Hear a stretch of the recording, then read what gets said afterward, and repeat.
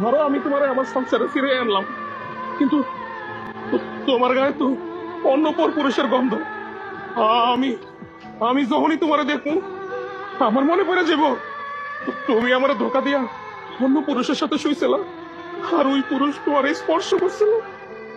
অভাবের কারণে কেউ যদি পতিতালয় যায়, দেহ ব্যবসা করে, তারও না ফিরে আইন না তার সাথে সংসার করা যায়। কিন্তু যারা স্বভাবের পতিতা, তাদের সাথে না রাত কাটানো যায়, কিন্তু তাদের সাথে সংসার করা যায় না। কিন্তু তোমার সাথে আমি কেমনে সংসার করবো বলো?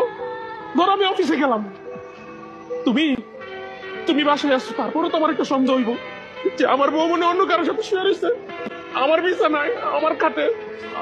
আমি না এরকম মানসিক অশান্তি নিয়ে আমি তোমার সাথে সংসার করতে চাই না। আরে ভাই, ওরে একটা মানুষ ভালোবাসবে এটাই তো স্বাভাবিক। আমরা পুরুষরা যখন অনেক বেশি ভালোবাসি না, তোমরা তোমাদের মধ্যে কিছু মেয়েরা তখন না স্বামীরে বউর গোলাম বানায় দাও। মনে করো কি ও আমার গোলাম, আমার কথা মতো চলবো, আমার কথা মতো উঠবো বসবো। আরে আমরা তোমার গোলাম না, আমরা তো করে ভালোবাসি। আরে ভাই, তোমরা ভাবো আমার স্বামীর তো ভাগ্য আমার মতো এত সুন্দর একটা বউ পাইছে। আমি যত বড় অন্যায় করি না কেন, দিন শেষে না আমার স্বামী আবার আমার মুখে টেনে নিবে। কিন্তু তোমার ধারণা ভুল।